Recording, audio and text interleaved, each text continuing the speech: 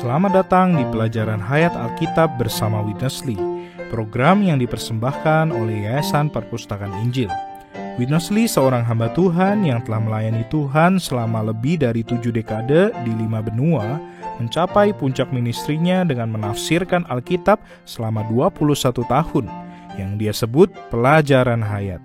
Pelajaran hayat ini adalah dasar dari program kita hari ini, yang mencakup ringkasan dari berita yang disampaikan oleh Witness Lee. Sekarang mari bergabung dengan pelajaran hayat hari ini. Hikmat Allah tersembunyi di dalam suatu rahasia, dan rahasia itu adalah Kristus sebagai perkara-perkara Allah yang dalam. Saya Elisa, subjek pelajaran hayat hari ini adalah hikmat Allah yang rahasia, Kristus sebagai perkara-perkara Allah yang dalam. Saudara Gumulia telah bergabung bersama kita untuk program hari ini. Saudara Gumulia, saya senang Anda berada bersama kami di program ini. Kita memiliki beban khusus untuk disampaikan pada pelajaran hayat hari ini. Kita memang memiliki beban khusus yang perlu disampaikan mengenai Kristus. Kristus adalah inti ekonomi Allah, dan Kristus harus menjadi inti kita dan inti dari program ini. Dan Kristus adalah bagian kita yang diberikan Allah kepada kita bagi pengalaman dan kenikmatan kita.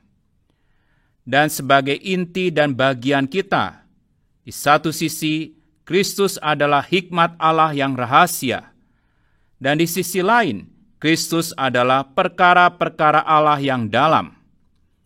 Hikmat Allah dan perkara-perkara Allah yang dalam, keduanya adalah Kristus, inti kita dan bagian kita. Saudara Gumulia, ketika kita berbicara tentang perkara-perkara Allah yang dalam, saya rasa banyak orang mungkin berpikir ini terlalu berlebihan, atau mungkin terlalu dalam bagi mereka. Tetapi saya berharap para pendengar akan tetap bersama kita, karena kita memiliki bagian yang sangat istimewa dari pelajaran hayat 1 Korintus pasal 2, yang mencakup ayat 6 sampai ayat 10. Dan saya ingin membacakan ayat 6 sampai 10 agar kita bisa mendapatkan konteks dari apa yang dibicarakan pada pelajaran hayat hari ini. 1 Korintus pasal 2 ayat 6 sampai 10. Ayat 6, sungguh pun demikian kami memberitakan hikmat di kalangan mereka yang telah matang, yaitu hikmat yang bukan dari dunia ini dan yang bukan dari penguasa-penguasa dunia ini, yaitu penguasa-penguasa yang akan ditiadakan. Ayat 7, tetapi yang kami beritakan ialah hikmat Allah yang tersembunyi dan rahasia, yang sebelum dunia dijadikan, telah disediakan Allah bagi kemuliaan kita. Ayat 8, tidak ada dari penguasa dunia ini yang mengenalnya, sebab kalau sekiranya mereka mengenalnya, mereka tidak menyalibkan Tuhan yang mulia. Ayat 9, tetapi seperti ada tertulis, apa yang tidak pernah dilihat oleh mata, dan tidak pernah didengar oleh telinga, dan yang tidak pernah timbul di dalam hati manusia, semua yang disediakan Allah untuk mereka yang mengasihi Dia. Ayat 10, karena kepada kita Allah telah menyatakan oleh Roh, sebab Roh menyelidiki segala sesuatu, bahkan hal-hal yang tersembunyi di dalam diri Allah. Baik saudara Gumulia, itu pembacaan ayat Alkitab untuk hari ini. Mari bergabung bersama saudara Witness Lee untuk pelajaran hayat hari ini. We come to chapter 2. Perkataan Paulus dalam pasal 2 ayat 6-10 luar biasa dalam. Berdasarkan ayat 7, hikmat Allah itu tersembunyi dan rahasia. Ini adalah hikmat yang rahasia. Karena itu, hikmat Allah itu tidak seperti hikmat orang Yunani yang terbuka dan sangat dangkal. Lagi pula, hikmat Allah adalah hikmat yang telah tersembunyi dan yang telah disediakan Allah sebelum dunia dijadikan untuk kemuliaan kita.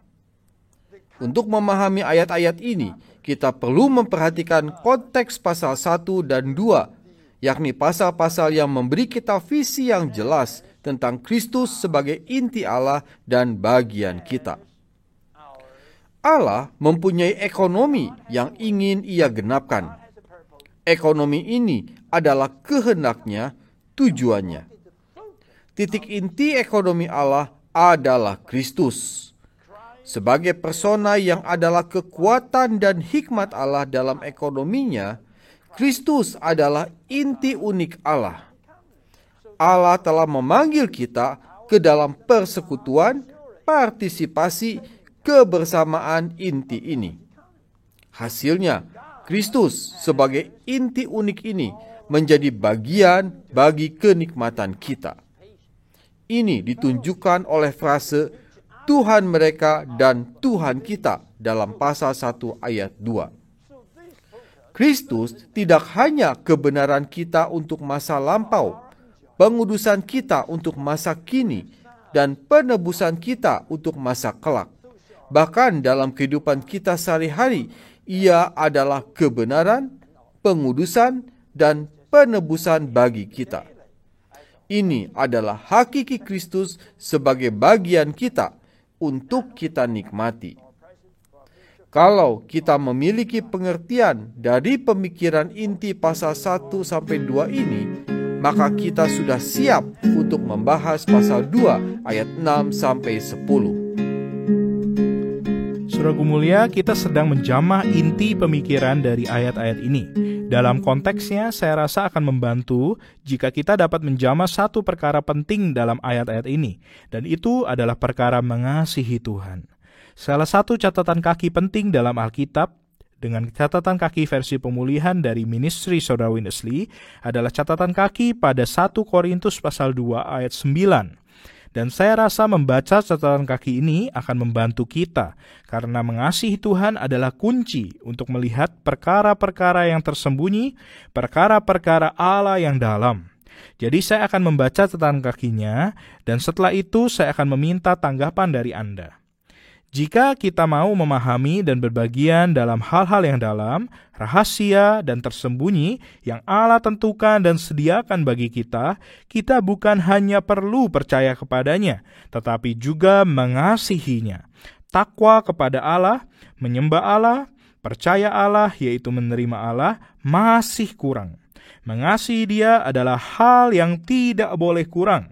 Mengasihi Allah berarti mutlak menaruh antero diri kita, roh, jiwa, dan tubuh, beserta hati, akal budi, kekuatan, ke atas dirinya. Ini berarti membiarkan seluruh diri kita diduduki oleh Dia. Kita hilang di dalam dirinya, sehingga Dia menjadi segala kita, dan kita bersatu dengan Dia secara real di dalam kehidupan sehari-hari. Demikian kita akan memiliki persekutuan yang terakrab dan terintim dengan Allah. Bisa masuk ke dalam hatinya, memahami segala rahasia yang terkandung dalam hatinya. Demikianlah kita bukan hanya memahami, bahkan mengalami, menikmati, dan mutlak berbagian dalam perkara-perkara Allah yang dalam, rahasia, dan tersembunyi. Nah, saudaraku mulia, untuk masuk ke dalam perkara-perkara Allah yang dalam dan tersembunyi ini, kita perlu mengasihi Tuhan, bukankah demikian? Ini adalah syarat yang tidak terpisahkan.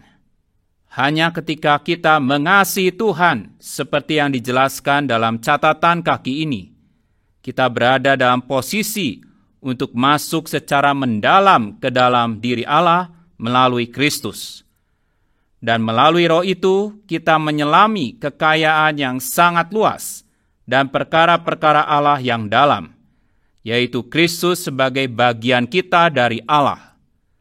Lebih jauh lagi, kasih yang diinginkan Allah melalui tulisan Paulus dan dijelaskan dengan begitu luar biasa dalam catatan kaki ini, bukanlah kasih yang kita miliki ketika kita masuk ke dalam kehidupan orang Kristen. Ini adalah kasih yang sudah berkembang lebih jauh. Ini adalah kasih yang mutlak. Inilah yang disebut Alkitab sebagai kasih pertama. Ini adalah kasih di mana kita mengasihi Allah di atas segala harta benda, segala perkara, dan sanak keluarga atau teman kita. Ini adalah kasih yang memberi Kristus tempat pertama, tempat terutama dalam segala hal. Ini adalah kasih yang membuat kita menjadi kudus, menjadi satu dengan Tuhan, terbuka sepenuhnya kepadanya, dan bahkan tenggelam di dalam Dia. Hanya bila kita diinfus dengan Allah sebagai kasih dan mengasihi Tuhan sedemikian rupalah, kita dapat mengenal, mengalami, dan menikmati Kristus sebagai hikmat yang tersembunyi di dalam Allah dan sebagai perkara-perkara Allah yang dalam. Hanya menggunakan pikiran teologis atau otak yang cerdas saja tidaklah cukup. Seluruh diri kita, roh, jiwa, dan tubuh, serta hati kita yang terdiri dari jiwa dan hati nurani harus digunakan. Maka seluruh diri kita akan sesuai dengan diri Allah oleh kasih karunia-Nya. Dan roh itu yang menyelidiki perkara-perkara Allah yang dalam dapat membuat perkara-perkara ini dikenal melalui hati kita yang mengasihi ke dalam roh kita yang telah dilahirkan kembali.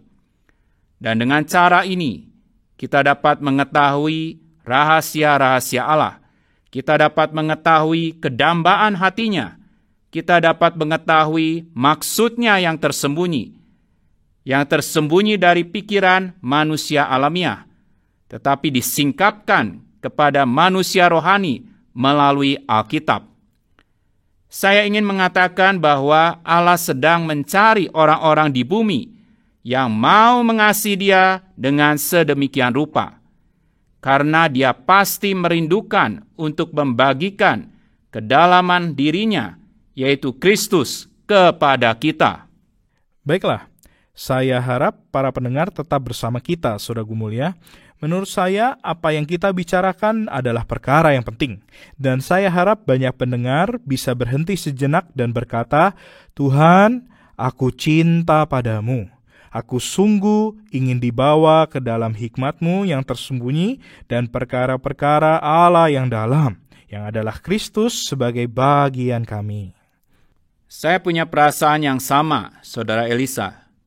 Mudah-mudahan banyak pendengar yang bisa berdoa dan mengatakan kepada Tuhan bahwa mereka mencintainya. Dan juga berdoa, Tuhan, aku ingin mengasihi-Mu seperti yang baru saja digambarkan di sini. Ini adalah tingkat kasih yang belum pernah aku kenal. Tuhan, tumbuhkan kasih-Ku kepadamu hingga penuh. Bawa aku pada kematangan dalam mengasihi-Mu, agar aku dapat ditempatkan di dalam kasih ini, dan oleh kasih ini untuk mengenal Kristus sebagai hikmat Allah, hikmat yang tersembunyi, dan Kristus sebagai perkara-perkara Allah yang dalam. Ada banyak sekali perkara mengenai Kristus yang diwahyukan di dalam firman untuk dikenal oleh umat Allah, melebihi dari yang biasa dipikirkan atau diberitakan. Kita di sini terbeban supaya umat Allah mau mengenal Kristus dengan cara yang lebih tinggi dan lebih dalam, melalui mengasihi Dia dan sepenuhnya terbuka kepadanya, sehingga roh Allah dapat mengalir ke dalam roh kita, dan bersama roh kita menjadi satu roh, untuk memberi kita pengalaman dari pengetahuan tentang Kristus, yang adalah inti ekonomi Allah, dan bagian yang al-muhid untuk orang-orang yang percaya. Sebaiknya kita berhenti dulu di sini, Saudara Gumulia. Mari kita lanjutkan dan kembali bersama Saudara Witness Lee. Saya rasa jika para pendengar mau mendoakan doa ini, saya benar-benar percaya bahwa Tuhan akan sangat senang menjawabnya. Dia akan membawa mereka ke dalam kasih yang lebih dalam terhadapnya. Christ as God's center. Selaku inti Allah dan bagian kita untuk kita nikmati, Kristus adalah hikmat Allah yang rahasia. Hikmat dalam pasal 2 ayat 7 bermakna dalam. Itulah hikmat yang di luar jangkauan pengertian manusia. Sebab itu adalah hikmat yang rahasia, hikmat yang tersembunyi. Di dalam Allah terdapat sesuatu yang oleh Paulus dilukiskan sebagai hikmat yang rahasia. Inilah Kristus, inti ekonomi Allah dan bagian untuk kita nikmati. Jarang sekali pengkhotbah-pengkhotbah hari ini yang memberitakan Kristus sebagai hikmat Allah yang rahasia. Mayoritas orang Kristen hari ini tidak mengetahui Dia sebagai hikmat yang rahasia ini. Demi rahmat Tuhan, kita sedang dengan sekuat tenaga melayankan Kristus dan bersaksi tentang Dia sebagai satu hikmat yang rahasia. Menurut pengertian Paulus dalam pasal 1-2, hikmat sejati adalah hikmat rahasia yang tersembunyi di dalam Allah. Seperti telah kita tunjukkan, hikmat ini adalah Kristus itu sendiri. Allah telah menjadikan hikmat yang rahasia dan tersembunyi ini menjadi takdir kita. Ini berarti Allah telah menentukan bahwa Kristus yang rahasia dan tersembunyi ini menjadi takdir kita. Tahukah Anda, apakah takdir Anda sebagai seorang Kristen? Takdir Anda adalah Kristus yang rahasia dan tersembunyi, yaitu Dia yang adalah hikmat Allah, inti ekonomi Allah, dan bagian kita. Allah mewahyukan perkara-perkara yang dalam dan tersembunyi kepada kita melalui Roh itu. Sebab perkara-perkara itu tidak pernah dilihat oleh mata manusia, didengar oleh telinga manusia, dan tidak pernah timbul di dalam hati manusia. Ini berarti manusia tidak mempunyai ide atau pikiran terhadap perkara-perkara tersebut. Semua ini benar-benar rahasia, tersembunyi di dalam Allah dan di luar jangkauan pengertian manusia. Namun Allah telah mewahyukannya kepada kita oleh Roh itu yang menyelidiki segala sesuatu, bahkan hal-hal yang tersembunyi dalam diri Allah. Allah telah membuat Kristus yang rahasia dan tersembunyi ini menjadi takdir kita. Namun demikian, hal ini tidak pernah timbul di dalam hati manusia. Ini hanya disingkapkan kepada mereka yang mengasihi Dia. Saudaraku mulia, sungguh takdir yang luar biasa. Orang-orang percaya sering menganggap takdir mereka tidak berhubungan dengan Kristus yang adalah inti ekonomi Allah. Dan maaf saya katakan, pemikiran mereka seringkali salah. Ada pemikiran yang menganggap ada suatu rumah mewah di surga dengan segala jenis kesenangan. Di sana berkumpul dengan orang-orang yang dikasihi, bahkan mungkin dengan hewan peliharaan. Dan tujuan kekal kita adalah berada di surga ini. Coba perhatikan konsep dan pemberitaan yang seperti ini. Sesungguhnya ini tanpa Kristus. Allah telah menentukan bahkan menakdirkan kita untuk mengalami dan menikmati Kristus. Allah tidak akan pernah menakdirkan kita untuk sesuatu yang lebih kecil dari Kristus yang al-muhid. Sayang sekali, tidak banyak orang Kristen yang ingin tahu takdir mereka menurut Alkitab. Jika Anda memberitakan bahwa Kristus dalam segala kealmuhitannya sebagai inti ekonomi Allah dan bagian kita adalah takdir kita, mereka mungkin tidak terlalu peduli. Jadi umat Tuhan perlu diperbaharui, dipulihkan, bahkan dididik ulang oleh firman Tuhan yang dibuka dan diministrikan agar dapat mengapresiasi Kristus, sebagaimana Paulus mengapresiasi Kristus. Tetapi dengan mengatakan hal ini, saya diingatkan bahwa kitab Korintus adalah kitab yang menggambarkan situasi yang umum terjadi di antara orang Kristen dan kehidupan gereja. Kehidupan gereja yang bukan menurut tradisi, tetapi menurut pola perjanjian baru. Di sekitar kita ada banyak orang yang seperti orang-orang di Korintus, yang adalah bayi. Mereka kurang mengapresiasi Kristus. Tetapi Paulus dengan gigih meministrikan Kristus yang al-muhid kepada mereka. Dan kita ingin masuk ke dalam roh Paulus, seperti yang diwahyukan di dalam surat ini, dan berjerilalah bersama oleh kasih karunia Tuhan untuk meministrikan Kristus dan memohon umat Tuhan untuk berpaling kepada Kristus, untuk mengasihi Dia, untuk terbuka kepadanya, untuk membaca kitab 1 Korintus dengan hati yang mencari Dia. Saya ulangi sekali lagi, Kristus adalah inti Allah dan bagian kita.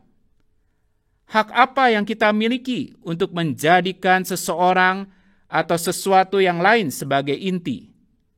Apa alasan kita untuk mencari dan mengejar hal-hal yang lain?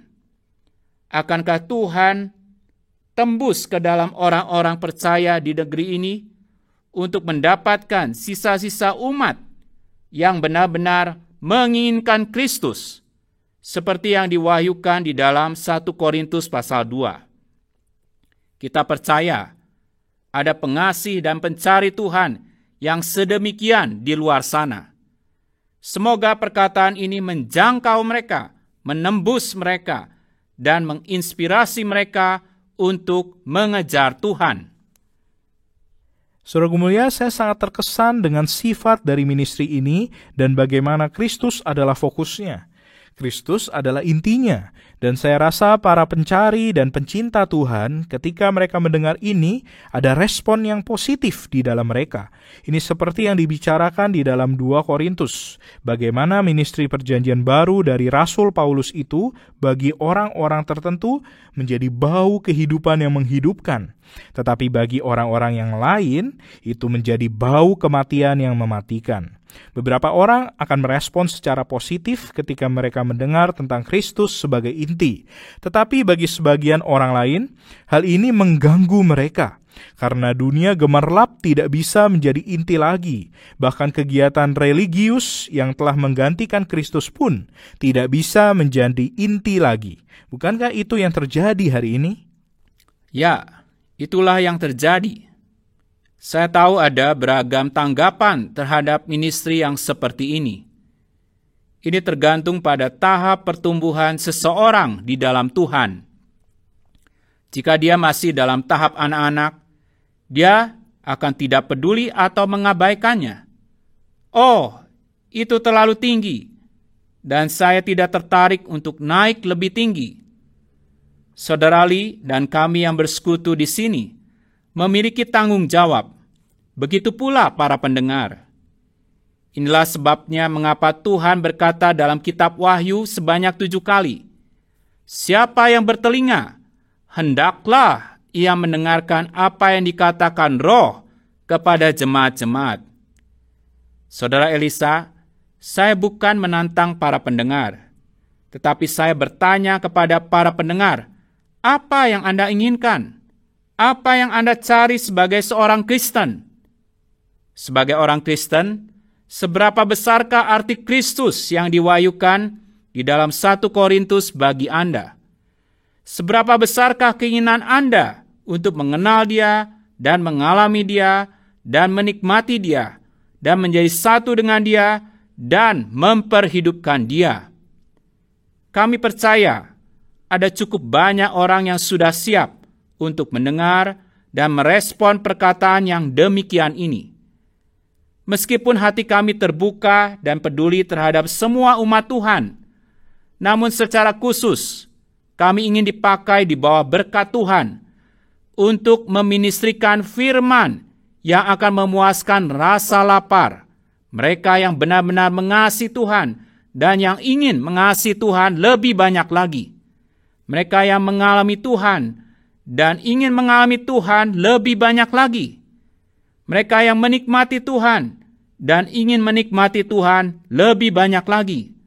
Dan mereka yang mau menerima tantangan untuk naik lebih tinggi daripada sebelumnya dalam pemahaman mereka tentang Kristus dan pengalaman mereka akan Kristus. Kami tidak mau mengurangi kedalaman 1 Korintus pasal 2 ataupun mengurangi kedalaman ministry ini dalam menyingkapkan 1 Korintus pasal 2. Umat Allah telah terlalu lama tinggal dalam kedangkalan. Saudara-saudari di dalam Kristus, inilah saatnya bagi kita untuk bertumbuh. Dan tanda seorang Kristen yang sudah dewasa adalah bahwa seluruh dirinya terfokus pada Kristus. Dia mengapresiasi Kristus sebagai inti ekonomi Allah, dan bersama saudara-saudari lain mengalami dan menikmati Kristus yang al-muhid sebagai bagian yang diberikan Allah. Semoga Allah memberkati ministrinya dan menyebabkan orang-orang yang mencarinya terfokus pada Kristus, sama seperti Allah dan Paulus juga berfokus pada Kristus. Kristus adalah intinya. Kristus adalah bagian kita. Kristus adalah semua dalam segala sesuatu. Puji Tuhan. Amin. Saudara mulia, saya tahu waktu kita sudah habis, tetapi saya ingin menceritakan kisah singkat yang cocok di sini. Pada tahun 1997, ketika saudara Winnesley meninggal dunia, sebuah jaringan televisi meminta kami untuk datang dan memberikan sedikit ceramah dalam program mereka. Dan Anda dan saya memiliki kesempatan untuk berada di sana. Dan saya ingat apa yang dikatakan pimpinan jaringan televisi itu ketika dia mewawancarai Anda. Dia mengatakan dia memperkenalkan ministry ini. Dia berkata jika ada yang pernah membaca buku dari Watchmeni, mereka tahu itu membutuhkan waktu sekitar 1 minggu untuk mengunyah dan mencerna 1 paragraf saja. Ini adalah makanan padat bagi para pencari Allah. Kami sangat berharap agar umat Tuhan memperhatikan apa yang mereka dengar hari ini. Baiklah, terima kasih telah bergabung bersama kami, dan kami harap Anda menikmati pelajaran Hayat hari ini sama seperti kami juga menikmatinya. Jika Anda ingin mendapatkan lebih banyak program seperti ini, Anda dapat mengunjungi website kami, pelajaranhayat.com. Saudara Gumulia, terima kasih telah bergabung dengan saya hari ini. Sama-sama, Saudara Elisa. Para pendengar, terima kasih sudah mendengarkan program hari ini. Terima kasih telah mendengarkan pelajaran Hayat Alkitab bersama Winnesley, persembahan dari Yayasan Perpustakaan Injil. Yayasan Perpustakaan Injil didedikasikan untuk ministri Watchmeni dan Winnesley, 2 rekan sekerja Tuhan di Tiongkok selama paruh pertama abad ke-20. Setelah Perang Dunia II, Watchmeni mengutus Winnesley untuk melaksanakan ministri ini di Taiwan. Kemudian Tuhan membawanya ke Amerika Serikat dan akhirnya ke seluruh dunia sebelum dia dipanggil Tuhan pada tahun 1997. Yayasan Perpustakaan Injil sekarang memiliki ratusan judul dari Watchmeni dan Winnesley yang tersedia dalam banyak bahasa. Untuk mengetahui lebih lanjut tentang Yayasan Perpustakaan Injil dan semua yang kami tawarkan, kunjungi situs web kami pelajaranhayat.com. Terima kasih telah mendengarkan.